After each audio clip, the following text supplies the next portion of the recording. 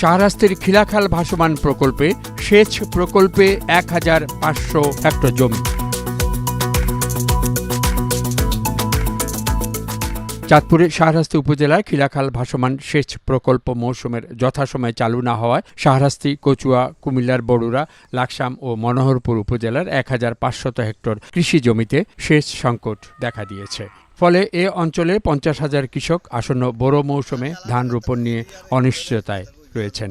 এ নিয়ে কৃষকরা সেচ ম্যানেজারকে দায়ী করলেও প্রকল্প চালুতে বিএডিসির কর্মকর্তার অসহযোগিতা এবং উৎকোচ দাবির কারণে পাম্প চালু হচ্ছে না বলে জানিয়েছেন সেচ প্রকল্প সংশ্লিষ্টরা। চেয়ারম্যান পল্টন চালু করতেছে না, আমরা অনেক জমি রুইয়া লাইছি, উনি পল্টন ডুবি রয়েছে, এই কয় সেই কয় স্কিম মোটরগুলি রেডি করে থুই দিছে। জানা গেছে, বাংলাদেশ কৃষি উন্নয়ন কর্পোরেশন ১৯৯১ সালে চাঁদপুরের শাহরাস্তি, কচুয়া, কুমিল্লার বড়ুরা, লাকসাম ও মনোহরগঞ্জ উপজেলার কিছু অংশ ১,৮৫০ হেক্টর কৃষি জমিতে সেচের পানি সরবরাহের জন্য শাহরাস্তি উপজেলার ডাকাতিয়া নদীতে স্থাপন করে খিলাখাল ভাসমান সেচ প্রকল্প। আবাদি জমির পরিমাণ কমে যাওয়ায় বর্তমানে ওই প্রকল্পের অধীনে ১,৫০০ হেক্টর জমি রয়েছে। প্রতি বছর জানুয়ারির প্রথম সপ্তাহে সেচ প্রকল্পটি চালু হলেও চলতি বছর এখনও পর্যন্ত প্রকল্পটি চালু হয়নি। ফলে প্রকল্প সংশ্লিষ্ট এলাকায় পানি সংকটে বোরো চাষ নিয়ে অনিশ্চয়তায় পড়েছেন কৃষকরা। সেচ প্রকল্পের বিজয়পুর শাখা স্কিমের সভাপতি মোহাম্মদ ফজলুর রহমান জানান, এখনও পর্যন্ত কেন্দ্রীয় সেচ চালু হয়নি। কেন্দ্রীয় সেচ থেকে আমরা শাখা স্কিমের মাধ্যমে কৃষকদের পানি সরবরাহ করে থাকি। তিনি অভিযোগ করে বলেন, শাখা স্কিম পরিচালনার জন্য একটি ডাবল লিফট পাম্পের জন্য জেলা সহকারী প্রকৌশলী আসিফ কামরুল আশরাফি তার কাছ থেকে ৫০,০০০ টাকা নিয়েছেন। তিনি গত ৪ মাসে পাম্প তো দূরের কথা, টাকার রসিদটি পর্যন্ত দেননি। সরেজমিনে ডাকাতিয়া নদীর পাড়ে স্থাপিত খিলাখাল ভাসমান সেচ প্রকল্পের পাম্প সংলগ্ন নদীর পাড়ে গিয়ে দেখা যায় অবহেলা ও অব্যবস্থাপনায় পানিতে অর্ধমগ্ন হয়ে পড়ে আছে দুটি পাম্প। সেখানে কর্মকর্তারা জানান, পানিতে অর্ধেক ডুবে থাকা পাম্প দুটি বিএডিসির কর্মকর্তারা নিয়ে যাওয়ার কথা।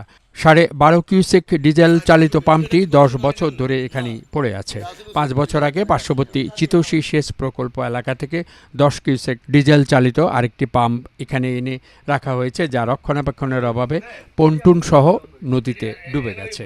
মৌসুম শুরু হলেও এখনও পর্যন্ত কোনো পাম্প চালুর উদ্যোগ নেওয়া হয়নি। জানতে চাইলে সেচ প্রকল্পের কেন্দ্রীয় ম্যানেজার এবং রায়শ্রী দক্ষিণ ইউনিয়ন পরিষদ চেয়ারম্যান হাজী মোহাম্মদ আবু হানিফ জানান, বিএডিসির অসহযোগিতার কারণে পাম্প চালুতে অনিশ্চয়তা হয়ে পড়েছে। বর্তমান যে অফিসার আছে উনি আমার কাছে বারবার টাকা দাবি করে, আমার কাছে কোনো টাকা পাবে না। তারপরে সে হুমকি ধুমকি দিয়ে গত বছর একবার আমার থেকে ৩০,০০০ টাকা ঘুষ নিছে। এই বছরও উনি ২০,০০০ টাকা নিছে, আমার মেশিন ঠিক করে দিব। এখনও উনি কোনো মেশিন ঠিক করে দিতেছে না। আর আমি বারবার ওনাকে টাকা দিয়ে দিয়েছি, মুঠোফোনে ওনার লগে যোগাযোগ করলে উনি আমাকে বিভিন্ন উল্টাপাল্টা কথাবার্তা বলে। স্লুইস গেটটি যে কোনো সময় ভেঙে সেচ প্রকল্প স্থায়ীভাবে বন্ধ হয়ে যেতে পারে বলে তিনি ধারণা করছেন।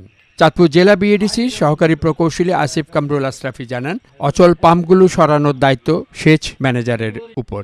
সেগুলো তিনি নিজে নিয়েছেন এবং নিজ দায়িত্বে দাপ্তরিকভাবে ফেরত দেবেন।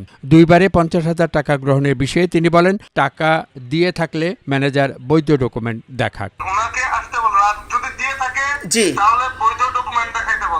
এই প্রকল্প বাবদ বিএডিসি ম্যানেজারের কাছে ১,২০,০০০ টাকা পাবে। তিনি কৃষকদের কাছ থেকে ঠিকই টাকা নিয়েছেন, কিন্তু বিএডিসিকে পরিশোধ করছেন না। বিজয়পুর স্কিম ম্যানেজারের কাছ থেকে ডাবল লিফটিং পাম্প বাবদ ৫০,০০০ টাকা গ্রহণের বিষয়ে তিনি বলেন, এ সংক্রান্ত ডিমান্ড নোটিশ তিনি পেয়েছেন।